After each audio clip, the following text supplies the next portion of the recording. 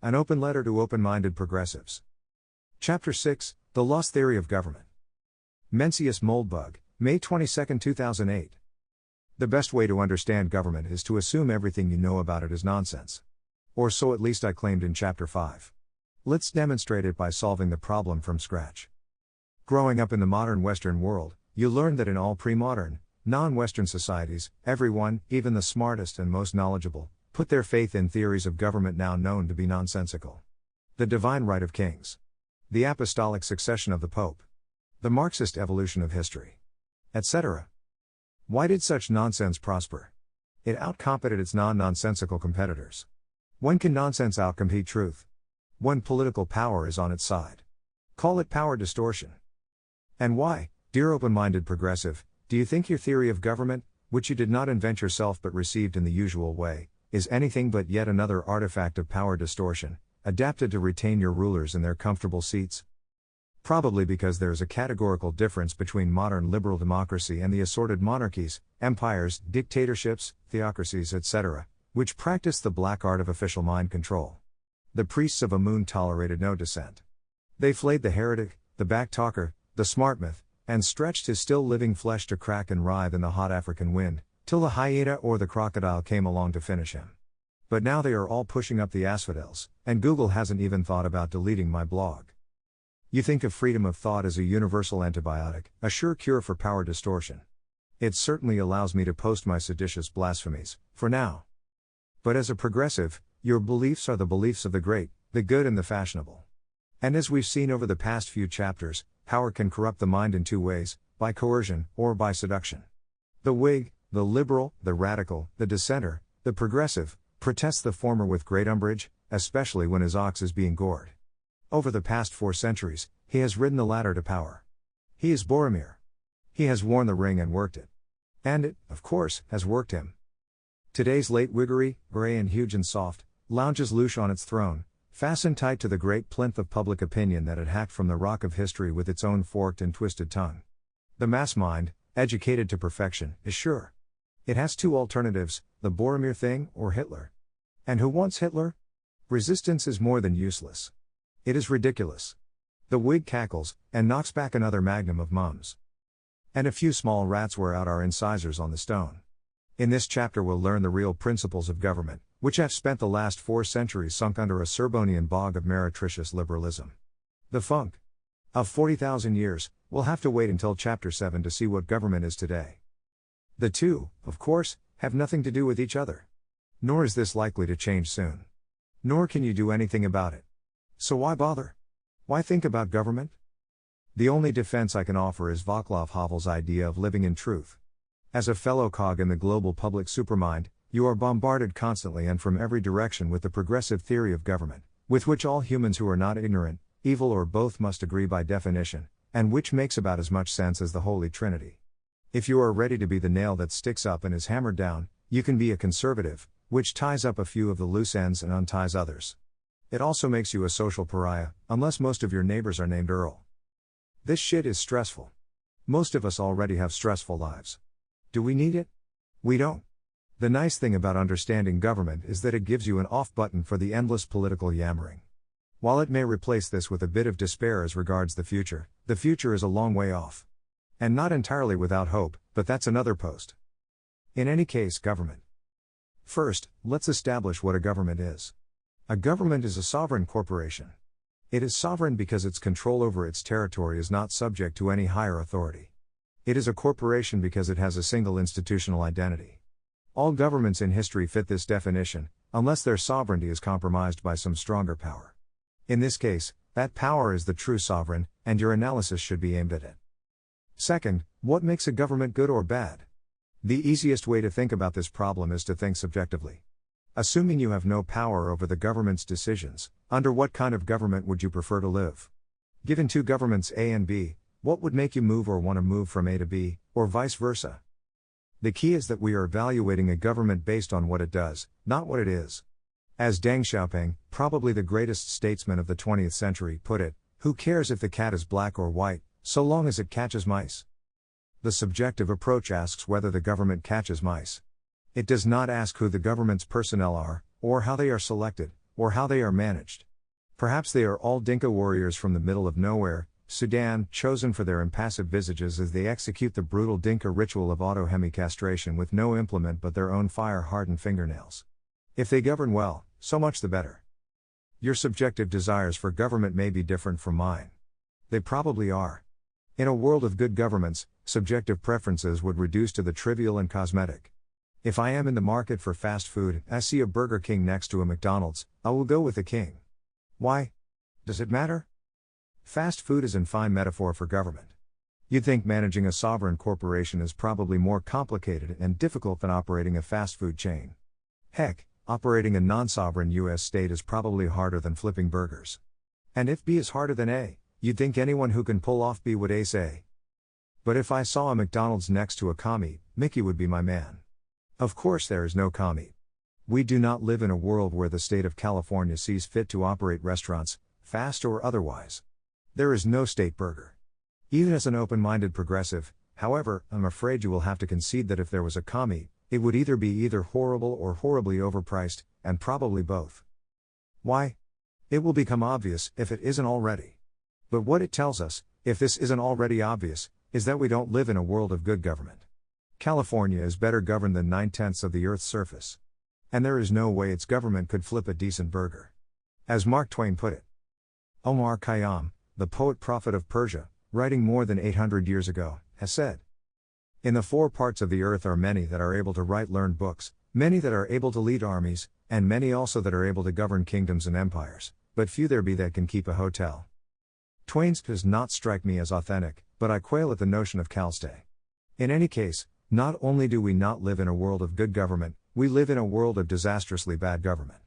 If the 20th century does not go down in history as the golden age of awful government, it is only because the future holds some fresher hell for us. So we are not concerned with the subtleties of good government. We are not interested in excellent government. It would be nice, but we would be satisfied with mere competence, perhaps with whatever enables McDonald's to survive in a world that contains not only BK but also an In-N-Out, even though its burgers taste like boiled cardboard. Our goal is the mere basics. Here are the basics: a government should be secure, effective, and responsible. None of this is rocket science. The only secret is that there is no secret. Let's define and analyze these qualities individually, assuming the others in each. When we explain how to make a government responsible, we'll assume it is secure and effective.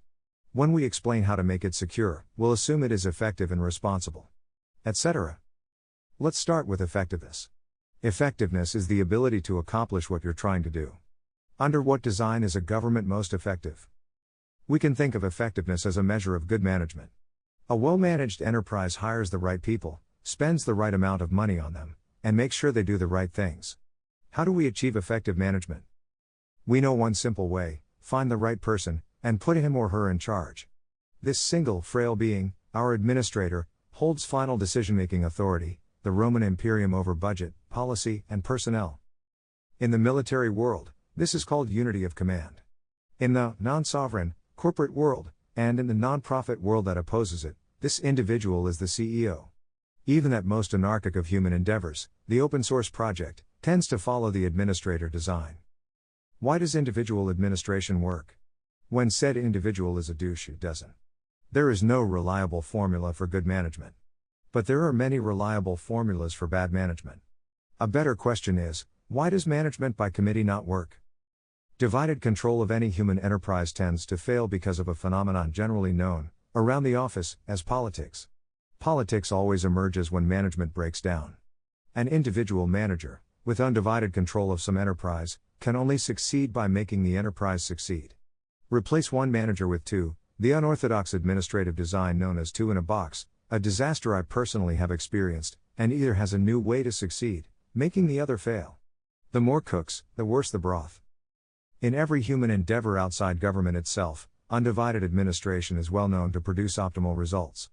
If Pete's could beat Starbucks, Southwest JetBlue, or In-N-Out Mickey D's, by adopting a separation of powers or a constitution or some other architecture of leadership by consensus, one of them would certainly have tried it.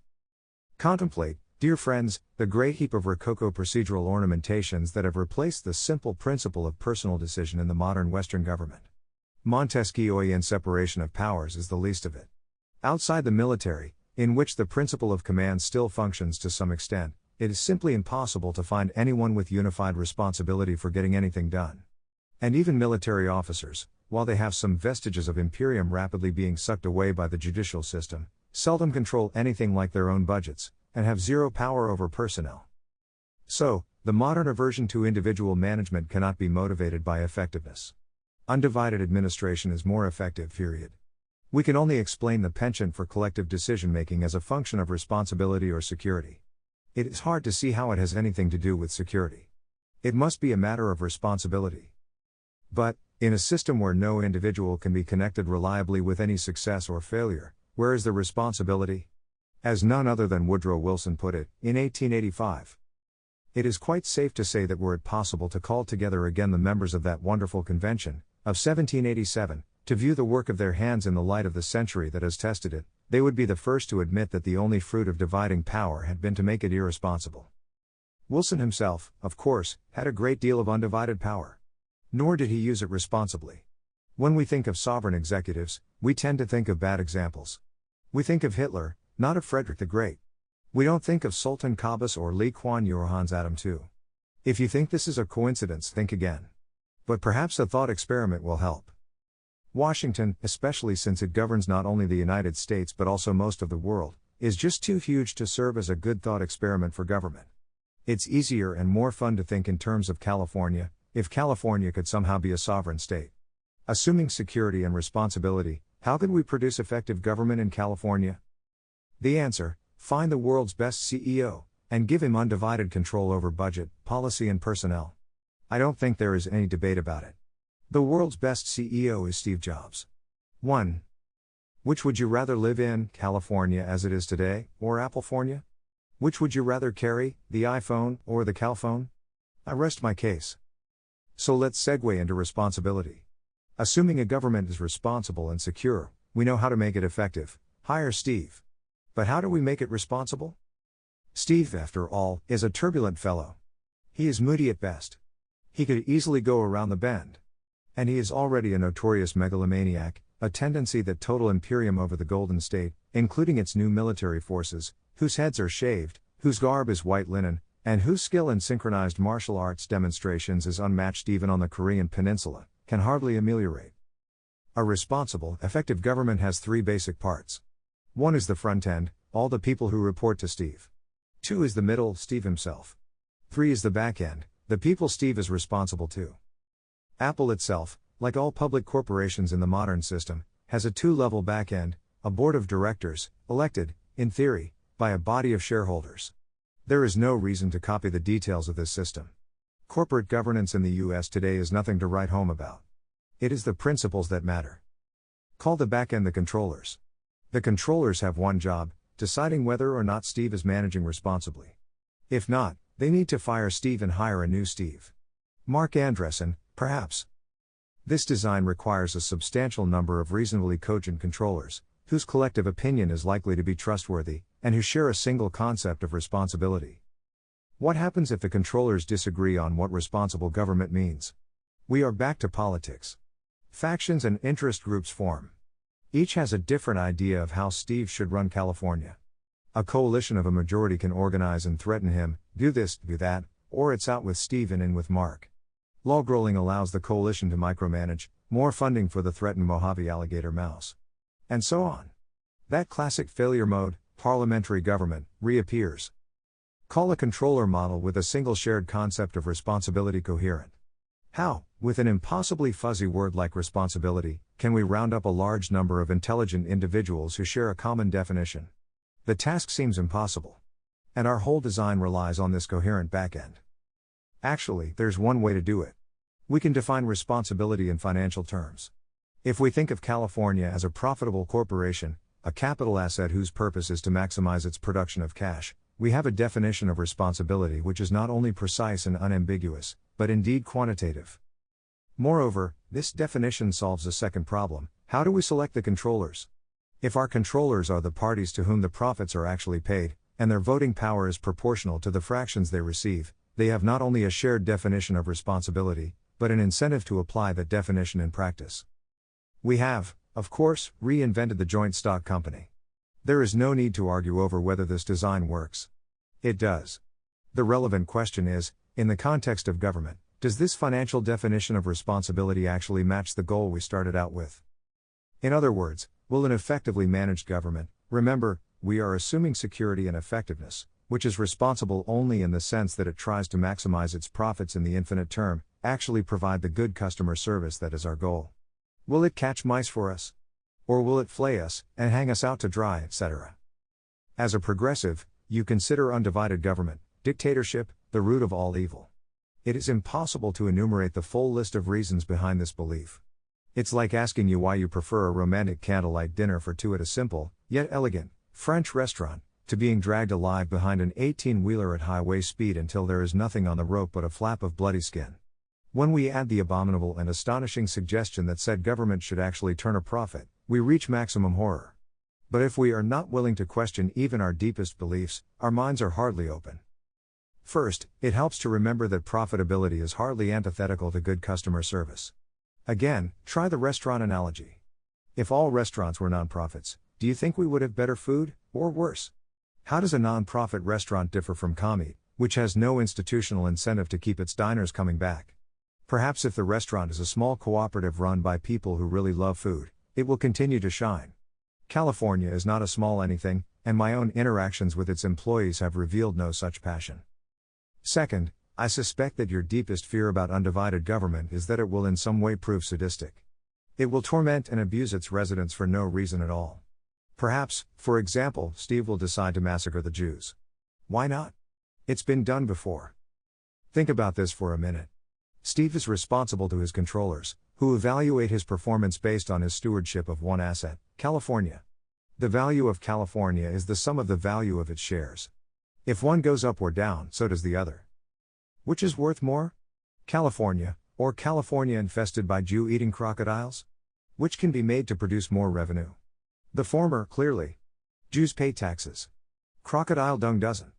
And from the perspective of either Steve or the Jews, what is the difference between crocodiles and stormtroopers? At least the former will work for free. Perhaps this is skipping ahead slightly, but one way to understand why Stevefornia will not be sadistic and aggressive is to explain why the Third Reich and the Soviet Union were.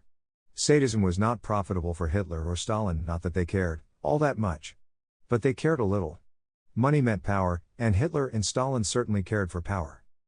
The sadistic side of these states is best understood as part of their security model. Hitler and Stalin were not gods. They could not shoot lightning bolts or resist bullets. They rose to and stayed in power by ruthless intimidation, up to and certainly including murder. Stalin didn't kill all those old Bolsheviks because they had bad breath or had made passes at his wife.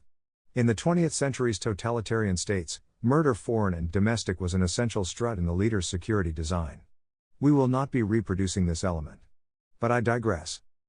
Third, as a progressive, you think of government as a charitable institution.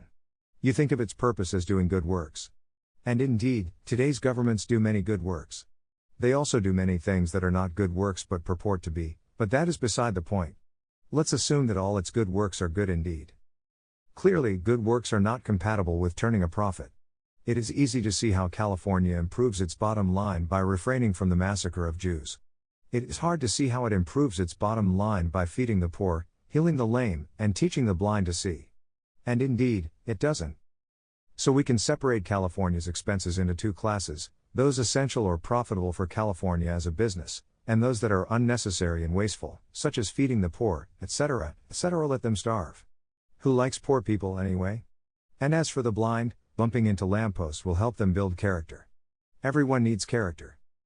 I am not Steve Jobs. I would be very ill-suited to the management of California, and I have not done the math. But my suspicion is that eliminating these pointless expenses alone, without any other management improvements, would turn California, now drowning in the red, into a hellacious, gold-spewing cash machine. We're talking dividends up the wazoo. Stevefornia will make Gazprom look like a pump-and-dump penny stock. And suddenly, a solution suggests itself. What we've done, with our separation of expenses, is to divide California's spending into two classes, essential and discretionary. There is another name for a discretionary payment, a dividend. By spending money to heal the lame, California is in effect paying its profits to the lame. It is just doing it in a very fiscally funky manner. Thus, we can think of California's spending on good works as profits which are dispersed to an entity responsible for good works. Call it CalGood. If, instead of spending $30 billion per year on good works, California shifts all its good works and good workers to CalGood, issues CalGood shares that pay dividends of $30 billion per year, and says goodbye, we have the best of both worlds. California is now a lean, mean cash printing machine, and the blind can see, the lame can walk, etc., etc. Furthermore, CalGood shares are, like any shares, negotiable. They are just financial instruments. If CalGood's investment managers decide it makes financial sense to sell California and buy Google or Gazprom or GE, they can go right ahead. So without harming the poor, the lame, or the blind at all, we have completely separated California from its charitable activities. The whole idea of government as a doer of good works is thoroughly phony. Charity is good and government is necessary, but there is no essential connection between them. Of course, in real life, the idea of CalGood is slightly creepy. You'd probably want a few hundred special purpose charities, which would be much more nimble than big, lumbering CalGood. Of course they would be much more nimble than California. Which is kind of the point. We could go even farther than this. We could issue these charitable shares not to organizations that produce services, but to the actual individuals who consume these services. Why buy canes for the blind? Give the blind money. They can buy their own freaking canes. If there is anyone who would rather have $100 worth of free services than $100, he's a retard. Some people are, of course, retards. Excuse me. They suffer from mental disabilities. And one of the many things that California, state of love, does, is to hover over them with its soft, downy wings. Needless to say, Stevefornia will not have soft, downy wings. It will be hard and shiny, with a lot of brushed aluminum. So what will it do with its retards? My suspicion is that Stevefornia will do something like this. It will classify all humans on its land surface into 3 categories: guests, residents, and dependents. Guests are just visiting, and will be sent home if they cause any trouble. Residents are ordinary, grown-up people who live in California, pay taxes, are responsible for their own behavior, etc., and dependents are persons large or small, young or old, who are not responsible but need to be cared for anyway. The basic principle of dependency is that a dependent is a ward. He or she surrenders his or her personal independence to some guardian authority. The guardian holds imperium over the dependent, i.e., controls the dependent's behavior. In turn, the guardian is responsible for the care and feeding of the dependent, and is liable for any torts the dependent commits. As you can see, this design is not my invention. At present, a large number of Californians are wards of the state itself. Some of them are incompetent, some are dangerous, some are both. Under the same principle as CalGood, these dependents can be spun off into external organizations, along with revenue streams that cover their costs. Criminals are a special case of dependent. Most criminals are mentally competent, but no more an asset to California than Jew-eating crocodiles. A sensible way to house criminals is to attach them as wards to their revenue streams, but let the criminal himself choose a guardian and switch if he is dissatisfied. I suspect that most criminals would prefer a very different kind of facility than those in which they are housed at the present. I also suspect that there are much more efficient ways to make criminal labor pay its own keep. And I suspect that in Stevefornia, there would be very little crime. In fact, if I were Steve, which of course I'm not, I might well shoot for the goal of providing free crime insurance to my residents. Imagine if you could live in a city where crime was so rare that the government could guarantee restitution for all victims. Imagine what real estate would cost in this city. Imagine how much money its owners would make. Then imagine that CalGood has a third of the shares. It won't just heal the lame, it will give them bionic wings. But I digress. So we move on to our third essential, security. Note that this is Arnold Kling's objection to the above design, which I've given the cute name of neocameralism. Security is the art of ensuring that your decision process cannot be compromised by any force, domestic or foreign. Steve, for instance, is entirely indifferent to the opinions of Stevefornians, except in as much as those opinions affect his quarterly numbers. This is the ideal Type 3 state: you think what you want, and Steve does what he wants. The government neither controls public opinion, nor is controlled by it. If nothing quite like a neocameralist government has ever existed in history, the reason is not hard to figure out. How do you secure an intricate decision mechanism like the above? What happens if the controllers decide to fire Steve, and Steve doesn't want to go? How does Steve remain in power if a million Stevefornians storm the presidential palace, and the guards side with the crowd and turn their guns around? Fortunately, we do not have to design a solution that will protect Charles X, No relation to Malcolm from the machinations of the treacherous Marmon. The neo-cameralist state never existed before the 21st century. It never could have existed. The technology wasn't there. Secure neo-cameralism depends on a cryptographic decision and command chain, CDCC. Once the world has cryptographically secure government, it will wonder how it ever lived without it. In the world of today, the security of all governments is dependent on mere personal loyalty. The U.S. Army could take over Washington tomorrow, if it wanted to. It certainly cannot be compelled to obey the President, the Supreme Court, the Congress, or anyone else. It so happens that the U.S. military has a strong tradition of loyalty, a tradition that was tested, for example, in the case of the Bonus Army. Would today's Army fire on an American mob? Especially a mob that shared its political orientation. Hopefully we will not find out. The only reason that we accept this appalling and dangerous state of affairs is that we don't know there's an alternative. But there is, actually, in the form of permissive action links. This is an old Cold War design that implements the command side of a CDCC, for nuclear weapons only. The control codes are in the President's pocket. In a full CDCC government, the sovereign decision and command chain is secured from end to end by military-grade cryptography. All government weapons, not just nukes, but everything right down to small arms, are inoperable without code authorization. In any civil conflict, loyal units will find that their weapons work. Disloyal units will have to improvise. The result is predictable, as results should be. Cryptographic command of the military has a critical effect on political dynamics. It makes public opinion irrelevant. Today, even the most militaristic of military despotisms has to invest considerable effort in persuading, cajoling, or compelling the public to support it, because the army is inevitably drawn from that public. Witness Marmon, who decided his chances were better with Orléans than Artois. This is the final blow in the elimination of politics. Men enter politics because they have a lust for power. Good men as well as bad men lust for power, and sometimes it does happen that good men lust for power, seize it, and use it to do good things. But it is more the exception than the rule. And the lust for power is an eminently practical one. If no power is available, no one will bother to scheme for it. Take Apple, for example. Mac users, such as myself, are tied to its vagaries. For example, the battery for the MacBook Pro is shite. It's disposable. I believe it may actually be made of toilet paper, chewing gum, and old paper clips. I go through 2 a year, and I hardly use them. How do I cope with this appalling injustice? I deal. Why do I deal? Because even if I went onto the right forums and whipped up a screaming mob and persuaded them to march around and around and around one infinite loop, chanting slogans and burning old batteries, I know that it would have absolutely no impact on Steve's handling of the problem. Which I suppose he doesn't think is a problem at all. In fact, it would probably make him more stubborn. There is simply no way for anyone outside Apple to influence Apple's decision process by the use of force. Apple is not sovereign. It does not have a white-robed black belt army. It relies on the security forces of Uncle Sam, or at least Cupertino. But the problem is solved, anyway. And I consider this a good thing.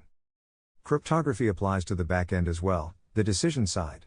If the controllers vote to refuse to renew Steve's key, and anoint Mark instead, Steve will no longer have command of the army. He won't even have command of his office door. He will have to call security to let him out of the building. If you doubt that this is technically feasible, it is. Once we realize that 21st century technology is needed to implement the neo-cameralist design, we understand why good old cameralism, Frederick the Great style, was the best that previous centuries could do. What Whigs call absolute monarchy, and non-Whigs just call monarchy, collapsed the controllers and the administrator into a single royal person, solving the decision problem quite neatly, and introducing a nasty biological variable into the responsibility mix. And on the command side it relied on loyalty, which was not always there. Was royalism a perfect system? It was not. But if we imagine a world in which the revolutions and civil wars of the last 4 centuries had never happened, it is hard not to imagine that world as happier, wealthier, freer, more civilized, and more pleasant. At least if you're an unregenerate Jacobite like me. Footnotes. 1. An open letter was written before Jobs' untimely death in 2011.